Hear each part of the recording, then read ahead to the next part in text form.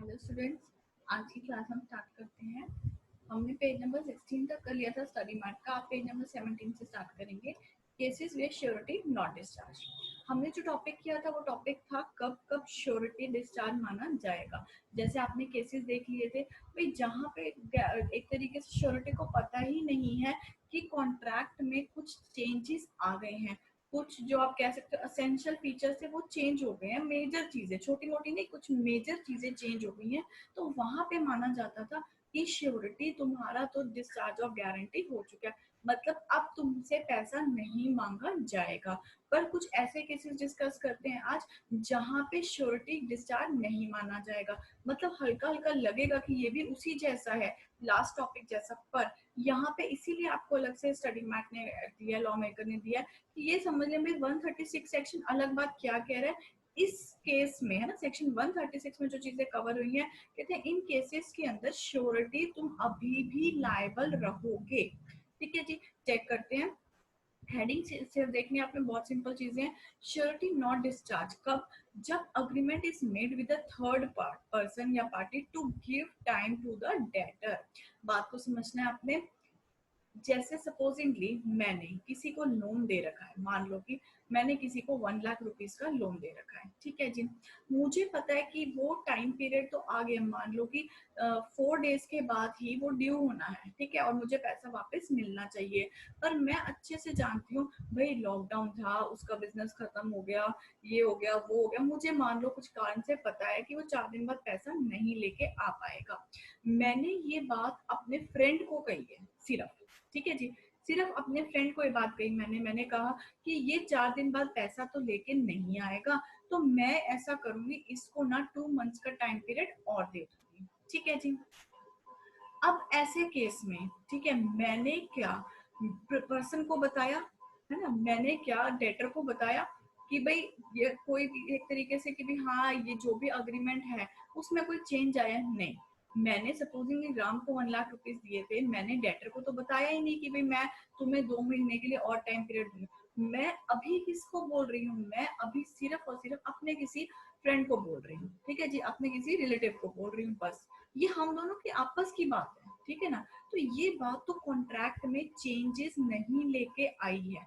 जब कॉन्ट्रैक्ट में चेंज ही नहीं हुआ तो ऐसे केस में श्योरिटी तुम्हारी लायबिलिटी के ऊपर कोई फर्क नहीं पड़ता। अगर मैं कॉन्ट्रैक्ट में चेंज कर देती तो पिछला केस हो जाता, है ना। फिर हमने अपने आप कर लिया, भाई नया बन गया और उसे बताया नहीं, उसकी कंसेंट नहीं ली श्योरिटी की, तो उस केस के अंदर श्योरिटी की डिस्चार्ज ऑफ लायबिलिटी हो जाती। बट इस पर्टिकुलर केस में मैं सिर्फ किसको बोल रही हूँ? थर्ड पर्सन को, ठीक है। तो इस केस में नहीं माना जाएगा कि श्योरिटी तुम्हारी लायबिलिटी गारंटी डिस्चार्ज होगी, ऐसा नहीं माना जाएगा, ठीक है जी। चेक करते हैं एक बार।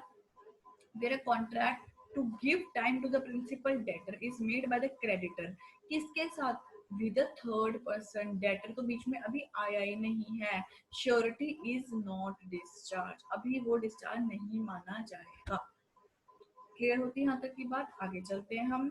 एग्जाम्पल रीड कर लेना आपने, बहुत सिंपल एग्जाम्पल है, बिल्कुल सेम है जो भी हमने किया है। नेक्स्ट देख रहे हैं सेक्शन 137। आप देखिए कितने छोटे छोटे सेक्शन है इसके अंदर, और हर सेक्शन के बेस पे एक आप कह सकते हो केस लॉ बन सकता है।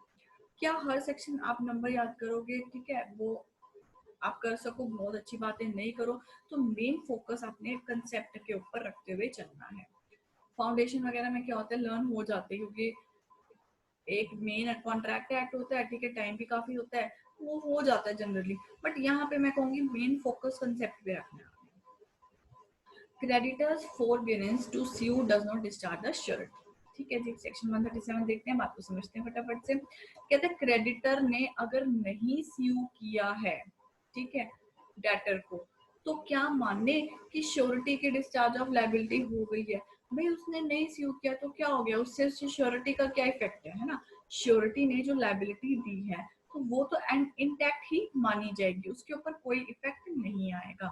कहते हैं मेयर फॉरबियरेंस ऑन द पार्ट, उसने स्यू नहीं किया है टू स्यू द डेटर, या फिर उसने कोई अदर रेमेडी अगेंस्ट हिम अभी नहीं की है, तो ऐसे केस के अंदर हम नहीं मानेंगे कि डिस्चार्ज ऑफ श्योरिटी हुआ है, ऐसा हम नहीं मानेंगे। एग्जाम्पल रीड कर लेना है। बी ने ओज टू सी है, डेट गारंटी किसने दी है? ए ने दी है, श्योरिटी ए है। Debt becomes payable, C does not sue, उसने 1 साल तक रिव्यू नहीं किया, ठीक है जी, तो क्या माने कि उसके ऊपर जो गारंटी की लायबिलिटी थी वो खत्म होगी? ऐसा हम नहीं कह सकते हैं। आगे चलते हैं, सेक्शन 139 को समझ लेते हैं फटाफट से। Discharge of surety by creditors act और omission impairing the sureties eventual remedy. बहुत सिंपल है, सिर्फ हेडिंग को तोड़ तोड़ के ध्यान से पढ़ते हुए चलना है आपने। कहते हैं श्योरिटी का डिस्चार्ज ऑफ लायबिलिटी मानेंगे। किसने क्या किया है? भाई क्रेडिटर ने कोई एक्ट की है, ठीक है जी, क्रेडिटर ने कुछ करना था जो उसने नहीं किया है, यानी कोई एक्ट या ओमिशन जिसकी वजह से श्योरिटी को कोई लॉस हो सकता है आगे। इवेंचुअल रेमेडी श्योरिटी की खराब हो सकती है, ठीक है जी। लॉस किसकी बात हो रही है? श्योरिटी की बात हो रही है। आप देख रहे हो जहां पे भी इफेक्ट पड़ रहा है श्योरिटी को, उसकी डिस्चार्ज ऑफ लायबिलिटी मानी जा रही है हर पॉइंट पे। जहां अपने आप ही क्रेडिटर ने डेटर के साथ कॉन्ट्रैक्ट में चेंजेस किए without consent of surety, surety की लायबिलिटी डिस्चार्ज है, ठीक है जी।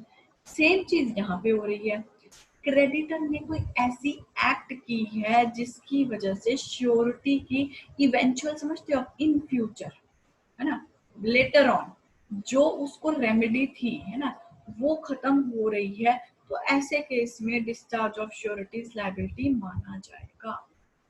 बहुत बढ़िया है इसकी चीज। पहले मैं इसका एग्जांपल रीड करती हूँ, एग्जांपल बहुत बढ़िया एग्जांपल समझते हैं, उसके बाद जो ऊपर की लाइन है ना, जो टेक्स्ट का है, वो समझना बहुत इजी हो जाएगा, ठीक है जी। समझते हैं सुप्रीम कोर्ट ऑफ इंडिया का जो जजमेंट आई थी, जो रूलिंग आई थी। कहते भाई गारंटी थी, बैंक ने क्या किया, एक लोन दिया, ठीक है जी। किसके ऊपर लोन दिया? वहां पे कोई स्टॉक पड़ा हुआ था गोडाउन में, उसको देखते हुए लोन दिया, पर साथ में गारंटी भी ले ली, मान लो कि राम श्याम किसी की, ठीक हो गया। जब गारंटी देने वाला जो राम पर्सन था, उसने देखा भाई इतना सारा तो स्टॉक पड़ा हुआ है गोडाउन में, हमेशा पड़ा रहता है, एवरेज स्टॉक देखा जाता है, पड़ा रहता है इतने लाख रुपए का, ठीक है जी। राम ने बिना टेंशन के, है ना, प्रॉब्लम उसको कोई लगी नहीं, उसने कहा कोई प्रॉब्लम नहीं है, मेरे तक तो बात आएगी नहीं, क्योंकि पहले इतना स्टॉक पड़ा हुआ है, मान लो डिफॉल्ट भी कर देता है डेटर, तो भी कोई प्रॉब्लम नहीं है, स्टॉक बिकेगा।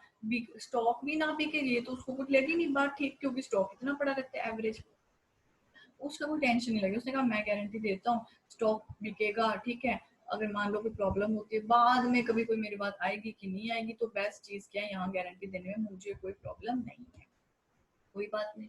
उसने गारंटी दे दी, बाद में क्या पता चलता है, भाई बैंक ऑफिशियल्स की नेग्लिजेंस की वजह से, उनकी केयरलेसनेस की वजह से जो गोडाउन में सामान स्टॉक पड़ा हुआ था वो गुम गया, डिस्ट्रॉय हो गया, कुछ भी हो गया उसके साथ, पर गलती किसकी थी?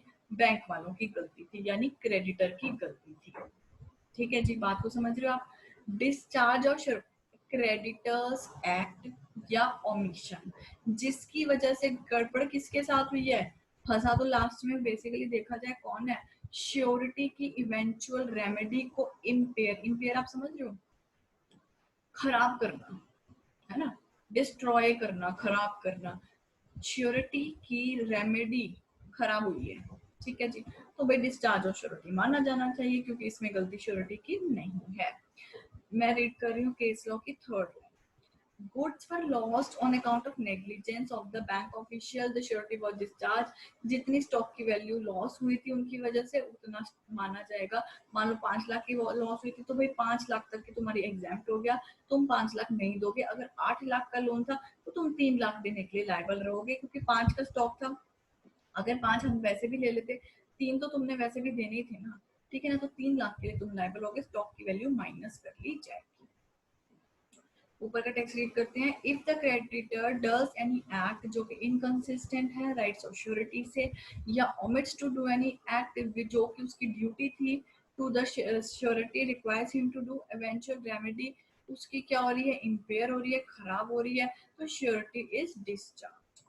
Plane duty of the creditor की वो कुछ ऐसी हरकतें ना करे, एक्टिविटी ना करे जिससे कि क्रेडिटर की गलत, मतलब क्रेडिटर का राइट खराब हो रहा है, क्योंकि स्टॉक था, स्टॉक के लिए वो टेंशन फ्री होके बैठा था कि अगर डिफॉल्ट होगा तो पहले स्टॉक बिकेगा, तो तुमने तो उसका राइट छीन लिया ना, इम्पेयर कर दिया।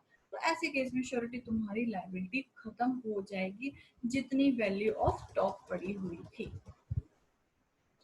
ए और बी दोनों एग्जाम्पल 1 और एग्जाम्पल 2 आपने रीड कर लेना है एक बार, बहुत सिंपल है, कोई इशू नहीं है। एग्जाम्पल 2 मैं एक बार रीड कर लेती हूँ आपके साथ। A puts M as apprentice, apprentice देखिए एक आर्टिकलशिप ट्रेनिंग की बात कर सकते हो आप, टू बी है ना, जैसे आप लोगों ने भी रेफर करा लिया किसी से, भाई हमने यहाँ पे आर्टिकलशिप करने किसी ने आपको रेफर कर दिया और साथ में गारंटी भी ले ली कि हाँ भाई ये बच्चा बहुत अच्छा है, ठीक है जी, ये फिडेलिटी, फिडेलिटी क्या, ट्रस्ट वर्दी पर्सन है, तो कोई प्रॉब्लम नहीं आएगी। अकाउंट्स का काम है, कैश का काम होता है हर जगह, तो उसमें कोई इशू नहीं आएगा। B promises on his part, अब जो एम्प्लॉयर है उसने साफ साफ बोला मैं at least once a month see that M make up the cash, ठीक है जी। अब क्या हुआ, B omits to see this done as promise, मतलब आप बात को समझो जरा, जो ऊपर क्रेडिटर था है ना, उसी तरीके से बी पर्सन है, बी ने जो प्रॉमिस किया था कि मैं हर महीने चेक करूंगा, वो उसने चेक नहीं किया, यानी उसकी ड्यूटी जो थी उसने नहीं की। अब जब बी ने कहा कि मैं चेक करूंगा हर महीने, तो नेचुरल सी बात है कहीं ना कहीं माइंड में क्या आएगा दूसरे पर्सन के कि ठीक है ये पर्सन कुछ गलत भी करेगा ना तो हर महीने में पता चल जाएगा साथ के साथ, ठीक है ना, तो जो भी एक्शन लेना होगा हम ले सकते हैं। पर उसने तो किया ही नहीं, साथ के साथ चेक ही नहीं किया, बाद में मान लो साल बाद पता चलता है कि एम ने एम्बेजलमेंट की है, मतलब कैश की हेराफेरी की है, तो भाई अब हमारी श्योरिटी कह रहे मेरी कोई लायबिलिटी नहीं है, ये कह रहे मेरी कोई लायबिलिटी नहीं है। जब मैं इस बच्चे को तुम्हारे पास लेके आया था आर्टिकलशिप के लिए, तो तुमने कहा था मैं हर महीने चेकिंग करूंगा, तुमने वो की नहीं, तुम्हारी जो ड्यूटी थी towards the surety towards the a person वो तुमने नहीं पूरी की। ऐसे केस में कह रहे मेरी तो जो लायबिलिटी थी वो मेरी नहीं है अब, क्योंकि तुमने अपनी ड्यूटी पहले कवर नहीं की है। वही जो ऊपर बात की है बिल्कुल एज इट इज सेम बात है। आगे चलते हैं, हम चेक करते हैं इनवैलिडेशन कब हो जाएगी कॉन्ट्रैक्ट ऑफ गारंटी की। सेक्शन 142 पे मैं पहुंच गई हूँ। देखो कॉन्ट्रैक्ट एक्ट को थोड़ा हल्के में मत लेना कि हमने फाउंडेशन में किया हुआ है, ये बहुत ही इंपॉर्टेंट है, इसमें से अच्छी खासी स्कोरिंग है, ठीक है, और केसेस आते हैं और हल्का सा, क्योंकि देखो बहुत सारे सेक्शन कवर हो चुके हैं और हर सेक्शन में केस है, मतलब फाउंडेशन जितना इजी नहीं है ये कॉन्ट्रैक्ट है, क्योंकि उसमें बहुत सारे कंसेप्ट तो थे बट साथ में कई चीजें थ्योरेटिकल आ जाती थी, कि कई चीजें बहुत ज्यादा आप कह सकते हो इंपॉर्टेंट केसेस होते थे तो वो काफी वैसे हाईलाइट हो जाते थे लैंडमार्क करते करते, बट यहाँ पे छुपे हुए केसेस है हर जगह। 142 क्या हर सेक्शन में से आप कह सकते हो केस बन सकता है। अब वो कोई इतना लैंडमार्क नहीं दिखाया गया आपको, आपको बार बार आके रिवाइज कराया जाए किया जाए, ठीक है ना, और वैसे भी अब थोड़ा सा मेच्योरिटी लेवल आपका भी बढ़ चुका है, तो आपने इस कॉन्ट्रैक्ट एक्ट में ना कुछ भी सेक्शन छोड़ा नहीं है कि आपको लगे कि हाँ चलो ये तो क्या पता ना आए, ऐसा कुछ नहीं है। ये हमेशा ऐसा रहता है इंस्टीट्यूट की पॉलिसीज चैप्टर के लिए कि वो किसी भी सेक्शन को उठा के केस लॉ बना देते हैं, तो ये ध्यान रखते चलना आपने। और हर क्लास में बहुत ज्यादा कवर नहीं हो रहा है, अभी आप बहुत अच्छे से कर सकते हो, ठीक है, टाइम है सफिशिएंट आपके पास, एक एक आप सेक्शन को रिवाइज करते साथ साथ चलो। Guarantee obtain bye miss representation invalid, साफ साफ हेडिंग से क्लियर है और कुछ मेरे जाने की जरूरत नहीं है डिटेल में। जब आप कह सकते हो गारंटी ली जा रही थी तभी मिस रिप्रेजेंटेशन कर दी, तो नेचुरल सी बात है वो पर्सन का माइंड ही क्लियर नहीं था, उसे दिखाया कुछ गया है, ठीक है, वो कुछ और समझ रहा है, कंसेंसस ऑफ आइटम भी नहीं है एक तरीके का, तो ऐसे केस में इनवैलिड माना जाएगा। बी पॉइंट चेक कर रहे हो section 143, guarantee obtain bye concealment, छुपाए गए फैक्ट्स थे, इनवैलिड माना जाएगा। एग्जाम्पल 1 एग्जाम्पल 2 रीड करना है आपने, ठीक है जी। एग्जाम्पल 2 आप मेरे साथ कर लो, एक कर लेते हैं। A guarantees to C payment for iron to be supplied by him to B for the payment of 2 lakh tons. B and C ने आपस में क्या agreement कर लिया कि B should pay 5 rupees per ton beyond the market price which excess to be applied in liquidation of an old debt. This agreement is concealed from A. A is not liable as surety. अगर मैं ये section, सही बात तो ये है कि अगर ये सेक्शन आपको ना भी पता हो ना तो भी आप इसका आंसर केस के हिसाब से कर सकते हो, क्योंकि बेसिक आपको पता चलना चाहिए, ठीक है ना। बेसिक क्या है यहाँ पे, साफ साफ एक बात छुपाई जा रही है, जो पर्सन गारंटी दे रहा है, ए पर्सन श्योरिटी है, वो गारंटी दे रहा है, ठीक है, मान लो 2 लाख रुपए टन की, बी और सी ने तो आपस में यानी कि डेटर और क्रेडिटर ने आपस में एक अग्रीमेंट बन गया कि हम 5 रुपए ज्यादा ले लेंगे, ठीक है, और उसके बदले कोई पिछला हमारा डेट रह गया उसे सेट ऑफ धीरे धीरे करते जाना। भाई ये बात तो तुमने श्योरिटी को बताई नहीं है, चाहे छोटी हो बड़ी हो, तुम्हें ये बात बतानी जरूरी थी, तो ये बात तुमने जब बताई नहीं है तो नेचुरल सी बात है वो गारंटी इनवैलिड मानी जाएगी। आगे चलते, कंसेप्ट सब पुराने ही चल रहे हैं सारे। Guarantee on contract that creditor shall not act on it until को श्योरिटी जॉइन। जब तक को श्योरिटी नहीं आएगा, ठीक है ना, तो वो पर्सन कह रहा है कि मैं एक्ट नहीं करूंगा, तो ठीक है, ये कंडीशन रख दी, जब तक वो कंडीशन फुलफिल नहीं होगी तब तक वो गारंटी वैलिड नहीं मानी जाएगी। आगे चलते हैं जी, राइट्स ऑफ श्योरिटी चेक करते हैं। Rights of surety, rights against the debtor, rights against the creditor, rights against the co-surety.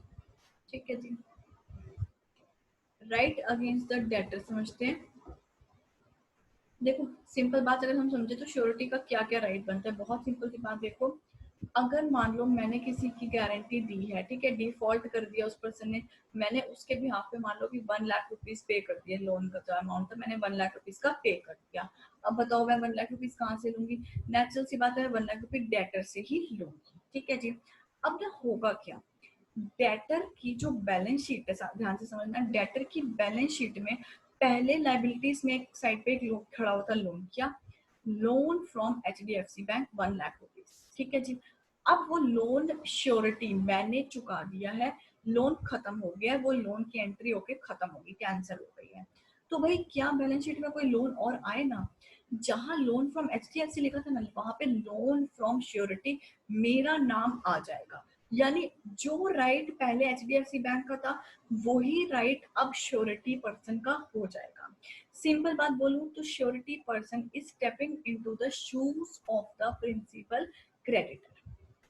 ठीक है जी, जो भी राइट उसके थे वो राइट मेरे हो जाएंगे, बहुत सिंपल है। Where guarantee debt has become due, ठीक है जी, ड्यू हो गया, डिफॉल्ट कर दिया, guarantee duty has taken place. ठीक है जी, श्योरिटी ने पेमेंट कर दी, performance of all the contract हो, जो भी पैसा था वो सारा हो गया। he is invested with all the rights, मतलब he has got, इन्वेस्टेड की जगह लिख लो वहां पे he has obtained या he has got all with all the rights which the creditor had, जो rights HDFC बैंक के पास थे अब वो rights किसके पास आ जाएंगे, श्योरिटी पर्सन के पास आ जाएंगे। इसका मतलब होता है right of subrogation, it means on payment of the debt amount, या फिर जो भी गारंटेड थी ड्यूटी वो कर दी है, surety steps into the shoes of the creditor. आगे चलते हैं, implied promise to indemnify surety, every contract of guarantee, ये बात आप ऊपर पढ़ चुके हो, implied promise है by the debtor to indemnify the surety, surety is entitled to recover from the debtor। Natural सी बात है, और कहाँ से लेगा, जो भी उसने पेफुली किया है, जो भी राइटफुली उसने पे किया है, बट नॉट रॉन्गफुली, यानी जो लीगली उसने पे किया है, जो उसका लीगल राइट बनता है वो उसने पेमेंट किया, वो वापस उससे ले लेगा। एग्जाम्पल में देखना, B is indebted to C, A is the surety for the debt, C demands payment from A and on his refusal C sues for the M। A defends the suit having reasonable ground for doing so but is compelled to pay the amount of the tort with the cost। He can recover from B the amount paid by him for cost as well as that। Simple सी बात है, जो भी पैसा उसका लगा है, चाहे वो इंटरेस्ट का था, चाहे वो कोई केस करने में लीगल एक्सपेंस था, लॉफुली किया गया था केस, तो ऐसे केस के अंदर वो श्योरिटी जो है उसका राइट बनता है कि वो प्रिंसिपल डेटर से वो पैसा ले सकता है, राइट। आगे चलते हैं, ठीक है, एग्जांपल 3 देखना, आपको रॉन्गफुली भी पता चल जाएगा। A guarantees to C to the extent of 2 lakh rupees, payment for C to be supplied by C to B। C supplies to B rights to a not less amount than 2 lakh but obtains from A payment of the sum of rupees 2 lakh rupees in respect of rice supplied।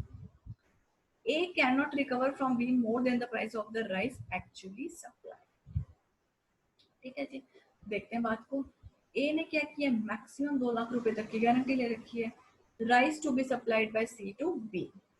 C ने supply किया amount कितने का, मान लो कि 1,80,000 का, but obtains from ए, कितने की payment ले ली है, 2 लाख रुपए की पेमेंट ले ली है। भाई लेनी कितने की चाहिए थी, 1,80,000 की रुपीज की लेनी चाहिए थी, है ना, और पेमेंट कितने की ली है उसने, या दिखाई है कि मैं ले रहा हूँ 2 लाख रुपए की। A cannot recover from B more than the price of the rice actually supplied। ठीक है जी, यानी कि अगर मान लो अब डिफॉल्ट हो जाता है, क्या बात बनती है, 1,80,000 के उसने सप्लाई किया, पेमेंट ले ली 2 लाख रुपए की, भाई तुमने पेमेंट क्यों ली, है ना। ए पर्सन जो गारंटी दे रहा है, जो श्योरिटी दे रहा है, बात को समझना, उसने 2 लाख रुपए की पेमेंट दी ही क्यों, उसको देनी कितनी चाहिए थी, 1,80,000 की देनी चाहिए, 2 लाख की उसने दी क्यों। जब वो राइस 1,80,000 का सप्लाई कर रहा है तो डेटर क्या कहेगा, डेटर कहेगा कि भाई तूने मेरे से पूछा क्यों नहीं, मुझसे बताया क्यों नहीं, जब राइस जितने का आया नेचुरल सी बात है उतने के तुम्हें पैसा देना चाहिए था। अब मैं तो तुम्हें 1,80,000 रुपीज ही दूंगा क्योंकि मेरे पास आया ही राइस कितने का है, 1,80,000 रुपए का है, तो मैं 20,000 रुपए एक्स्ट्रा क्यों दूंगा, जो बहुत जेन्युइन बात है। गलती किसकी थी, साफ साफ गलती थी श्योरिटी की, उसने रॉन्गफुली दिया, उसको गलती हुई है, ठीक है, या जिस तरीके से भी उसने दिया है उसको देना 1,80,000 ही चाहिए था, तो गलती उसकी है, 20,000 उसी का लॉस माना जाएगा, वो डेटर से 1,80,000 ही लेगा, दैट्स इट, उससे ज्यादा नहीं लेगा। आगे चलते हैं, राइट अगेंस्ट द क्रेडिटर को समझते हैं बात को। राइट अगेंस्ट द क्रेडिटर, है ना, मतलब बैंक वाला जैसे माइंड में रख सकते हो आप, कहते हैं surety is right to benefit of the creditor security. जैसा अभी हमने एग्जांपल किया, स्टॉक पड़ा हुआ था, ठीक है, थोड़ा सा टेंशन फ्री रहता है बंदा, हाँ पहले स्टॉक बिकेगा, है ना, तो वो चीज की बात कर रहा है, कहते हैं जो सिक्योरिटी रखी थी ना डेटर ने, उसके ऊपर भी राइट पड़ता है श्योरिटी का, वो बिकवाएगा, जितना अमाउंट शॉर्टफॉल होगा, जितना अमाउंट कम पड़ेगा, उतना श्योरिटी को बोला जाएगा कि तुम दो। Surety is entitled to the benefit of every security which the creditor has against the debtor at the time when the contract of suretyship is entered into. चाहे surety knows of the existence security या उसे बाद में पता चला तो भी कोई प्रॉब्लम नहीं है, पर सिक्योरिटी रखी हुई है ना, तो ऐसे केस में जितने भी अमाउंट की सिक्योरिटी है उसका फायदा उठाया जाएगा, बेचा जाएगा, अमाउंट को लेस किया जाएगा, उसके बाद ही श्योरिटी को कहा जाएगा कि जो शॉर्टफॉल है उसको तुम लेके आओ। Parts with such security that surety discharge, जितना भी extent of value of security है उतने तक वो डिस्चार्ज माना जाएगा।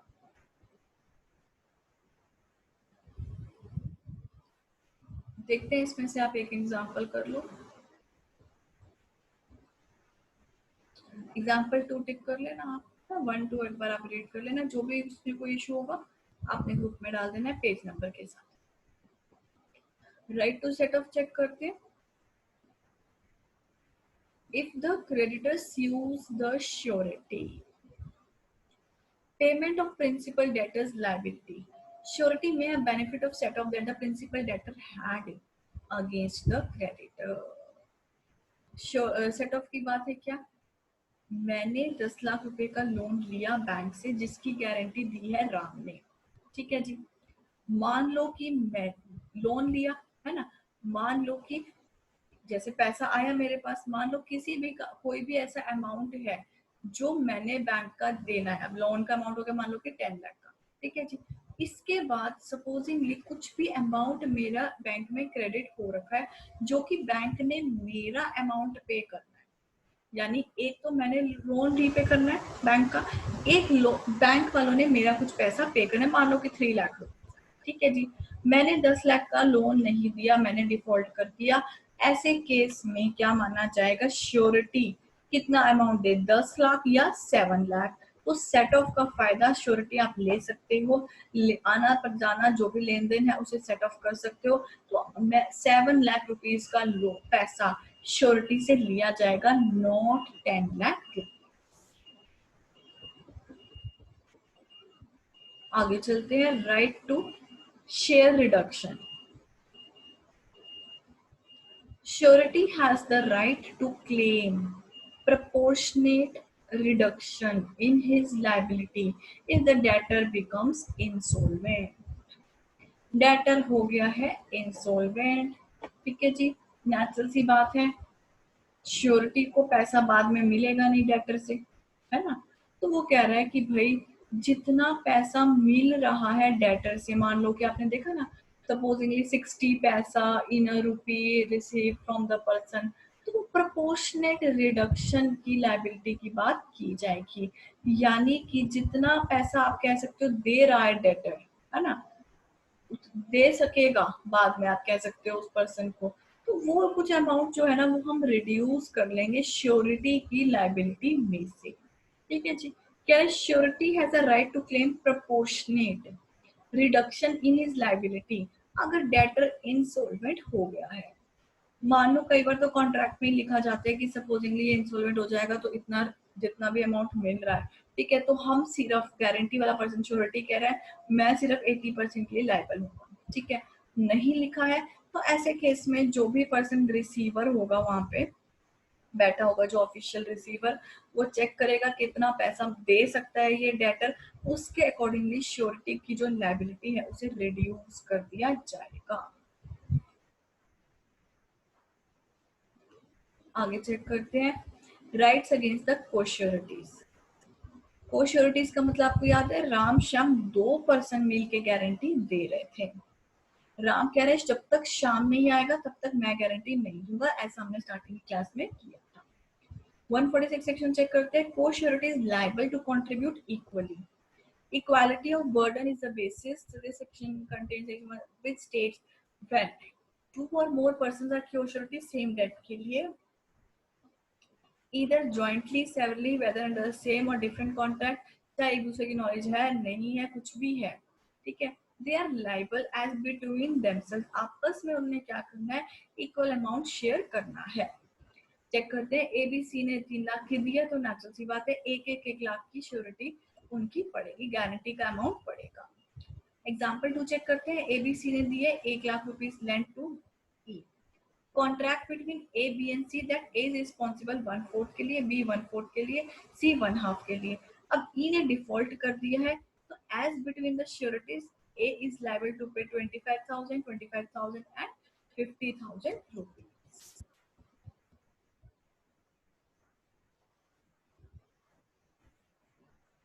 ठीक है जी। इससे ना आपको देखो अपना पार्टनरशिप याद आ जाएगा, पार्टनरशिप एक्ट। जब कुछ नहीं लिखा होता है ना, जैसे ये क्या कह रहा है, अगर आप चेक करो मेरे साथ, first second third fourth fifth six line, एक सिक्स लाइन चेक करना। In the absence of any contract to the contrary, आपस में उन्होंने क्या करना है, इक्वल ही शेयर करना है, ठीक है, अगर कुछ नहीं लिखा पर साफ साफ लिख दिया, जैसे पार्टनरशिप में होता था एक 1/4 करेगा, दूसरा 1/4 करेगा, तीसरा हाफ करेगा, तो लिख दिया तो फिर वही माना जाएगा, नहीं लिखा तो इक्वल। 147 सेक्शन चेक करते हैं। Liabilities of co-sureties bound in different sums. The principle of equal contribution subject to the maximum limit, ये भी आपको पार्टनरशिप में याद आ जाएगी, मैक्सिमम लिमिट की बात भी आती है।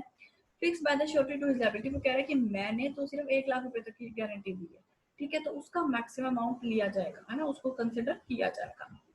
चेक करते हैं, एग्जांपल से क्लियर हो जाएगा। एग्जांपल 1, एबीसी ने श्योरिटी दी है 3 सेवरल बॉन्ड्स हैं, A in the penalty 1,00,000, B in the 2,00,000, C in the 4,00,000, D accounting to E. D makes a default 3,00,000 रुपए का, A B C liable to pay rupees 1,00,000 each. देखो जी, ए ने penalty कितनी 1,00,000 रुपीज, बी ने 2 की, सी ने 4 की, ठीक है जी। डिफॉल्ट ही कितने का हुआ है, 3,00,000 रुपए का हुआ है, तो आपस में क्या किया उन्होंने, तीनों ने शेयर कर लिया, 1,00,000 की बात आ जाए। एग्जाम्पल 2 चेक करते हैं, फिर से वही है, 1,00,000, 2,00,000, 4,00,000, ठीक है, 4,00,000 रुपए का डिफॉल्ट कर दिया। अब ऐसे केस में क्या हो जाएगा, ए ने कितने का किया, ए की तो है 1,00,000 रुपए तक की, तो ठीक है, ये तो 1,00,000 ही पे करेगा, ठीक है ना, क्योंकि साफ साफ उसने कहा कि मैं इससे ज्यादा नहीं करूंगा, तो कोई इशू नहीं है। 4,00,000 में से 1,00,000 माइनस कर दो, 3,00,000 रह गए। अब 3,00,000 रुपीज की कौन लेगा गारंटी, बी और सी का चेक करो, बी और सी का कितना अमाउंट, 2 और 4, ठीक है, तो बी और सी 3,00,000 रुपए को अगर हाफ हाफ करें, डिवाइड करें 1.5 लाख, तो कोई प्रॉब्लम नहीं है, विद इन लिमिट्स है दोनों के, 2,00,000 और 4,00,000 के विद इन लिमिट्स है, तो बी और सी आपस में डिवाइड कर लेंगे, ठीक है, शेयरिंग कर लेंगे, 1:1 कर लेंगे, 1,50,000, 1,50,000। एग्जाम्पल 3 चेक करते हैं। ABC surety for D enter to several bonds, A in the penalty 1,00,000, B 2,00,000, C 4,00,000, condition for D's accounting, D makes default 7,00,000 rupees का। अब क्या होगा, ए ने तो 1,00,000 ही देना है, 1,00,000 से ज्यादा तो मंगवा नहीं सकते, बी ने 2,00,000 ही देने हैं, ठीक है, उससे ज्यादा मंगवा नहीं सकते, सी ने 4,00,000 देने, 7,00,000 का अमाउंट खत्म हो गया, ठीक है ना। ए की 1,00,000 की है, हटा दी, कितने रह गए, 6,00,000 रह गए, ठीक है। तो चेक करें, बी और सी 3-3 लाख डिवाइड करें, भाई बी ने तो देने ही 2,00,000 है, तो बी को भी हटाओ, बी के नीचे 2,00,000 लिख दो, ठीक है जी, 3,00,000 हट गए, अमाउंट कितना बचा 4 लाख का, तो सी तुम ही दोगे 4 लाख, तुम वैसे भी 4 लाख दे सकते हो, मैक्सिमम अमाउंट तुम्हारा 4 लाख है, तो सी देगा 4 लाख रुपीज। देखो जी, कोई यहाँ तक की बात क्लियर? देखो छोटे छोटे बहुत सारे केसेस बन चुके हैं इसमें, ये एक बार आपने गो थ्रू करना है। फिर मैं कल आपको कराती हूँ इंडेमनिटी, है ना। इंडेमनिटी का टॉपिक थोड़ा इजी है, ज्यादा कुछ नहीं है उसमें, और साथ में डिफरेंसेस करेंगे, ठीक है जी। फिर उससे नेक्स्ट क्लास में हम नया टॉपिक स्टार्ट कर लेंगे। कल मैंने आपको क्वेश्चंस भी देने हैं, कल सैटरडे है, ठीक है ना। तो कल आपने अपने क्वेश्चन या मैक्सिमम संडे तक प्रिपेयर रखना, मैं संडे को आपको क्वेश्चंस व्हाट्सएप कर दूंगी, ठीक है। थोड़ा सा अब ऐसा है कि जून भी आ गया, और वो ना करना कि समर वेकेशन नहीं चल रही है अभी इस टाइम, है ना। तो थोड़ा सा आप देखते हैं कि पैटर्न अपना फ्लो बनाओ, थोड़ी सी आप सिटिंग अपनी एक्स्ट्रा करो, क्योंकि जून का जो टाइम होता है ना, जून जुलाई कह सकते हो, बस 2 महीने आपके पास हैं। अगस्त में तो आपके फुल टेस्ट स्टार्ट हो जाएंगे, ठीक है ना। और सितंबर अक्टूबर को तो मैं मानती नहीं हूँ नवंबर टाइम के हिसाब से, क्योंकि सितंबर अक्टूबर का जो टाइम रहता है उसमें वैसे ही कभी कोई फेस्टिवल है, कभी कुछ है, तो बच्चों का क्या है, जो किया हुआ है बस वही रिवाइज होना है आपने, ठीक है। तो सितंबर अक्टूबर आपकी थरो रिवीजन रहेगी, फुल टेस्ट वगैरह सब कुछ चलेगा पूरा, मतलब वो चीज रहेगी घर में दरवाजा बंद करके करने वाला, फिर कोई व्हाट्सएप कोई वीडियो कुछ करने की अलग जरूरत नहीं है, डाउट सेशन अलग चीज है, ठीक है। तो फिर उस टाइम पे आपने सिर्फ अपने पढ़ाई के ऊपर ध्यान यही करते हुए चलना, जो किया हुआ है, नया कुछ नहीं होगा उसमें। इसलिए मैं सिर्फ 2 महीने काउंट कर रही हूँ, जून और जुलाई आपके, ठीक है। इसमें स्पीड बढ़ा लो, साथ में पिछला भी कर लो, तो फायदे में रहोगे।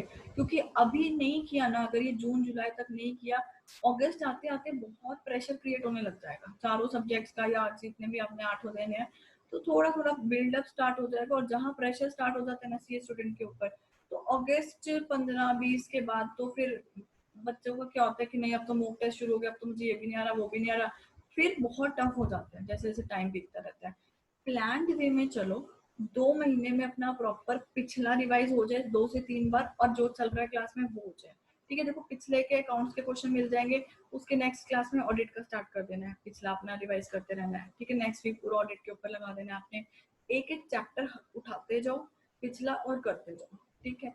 लिखते जाओ, मतलब आप चाहे सेक्शन उठा लो, लिखते जाओ, केसेस ले लो, कोई इशू नहीं है उसके अंदर, ठीक है। बट पिछला जरूर रिवाइज करते जाओ, ताकि कोई ये ना हो कि बाद में पता चले हाँ हम तो अगले ही करते रहे, पिछला तो हमारा भूल ही गया सारा, ठीक है। अब वो सिचुएशन आपकी नहीं है, ठीक है। जून स्टार्ट होने वाला है आपका, 2 महीने लग के पिछला अगला सब कर लो।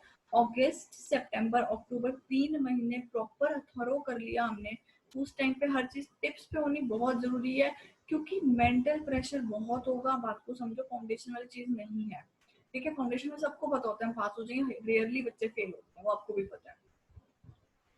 उस हिसाब से आईपीसीसी का रिजल्ट, इंटर का रिजल्ट थोड़ा सा, नेचुरल सी बात है, इंस्टीट्यूट है, थोड़ा सा खराब जाएगा ही जाएगा, है ना। और अब ऑब्वियस सी बात है, सब लोग घर में बैठ के पढ़ रहे हैं, लॉकडाउन का इफेक्ट है, तो हो सकता है, ये मत सोचना कि नहीं इस बार तो इंस्टीट्यूट बहुत अच्छा रिजल्ट देगा, इंस्टीट्यूट को कुछ नहीं पता होता, ठीक है। उस भरोसे कभी भी नहीं रहना कि नहीं इस बार तो इजी आएगा, बच्चे कैसे पढ़े होंगे, ऐसा कुछ नहीं है दूर दूर तक, ठीक है। अगर इजी है, अगर मतलब आपसे लग रहा है कि नहीं भाई इजी हो, तो ये तो देखो ना कि उन्होंने रिजल्ट क्या तक कम ही करना हो, क्योंकि ऑब्वियस ही बात है जॉब्स खत्म हो रही है, इकोनॉमी की प्रॉब्लम चल रही है, तो उस हिसाब से आप चलो कि हाँ टफ ही पेपर है, आप मोस्ट डिफिकल्ट एग्जाम के हिसाब से ही चलते चलना है, ठीक है। वो बिल्कुल भी मत सोचना कि हाँ इजी आएगा, या मैं तो अगस्त में पढ़ लूँ, मैं तो हर साल हर बार ये करता हूँ, मैं तो लास्ट में ही पढ़ता हूँ, मैं तो हमेशा पास होता हूँ, मेरे तो 90% आ गए थे, वो आ गए थे, +2 तक आ जाते हैं, कोई इशू नहीं है। अब आपने 2 महीने अच्छे से पढ़ना है, और 3 महीने आगे सिर्फ रिविजन के लिए रखने हैं, ठीक है जी। नेक्स्ट क्लास में कंटिन्यू करते हैं।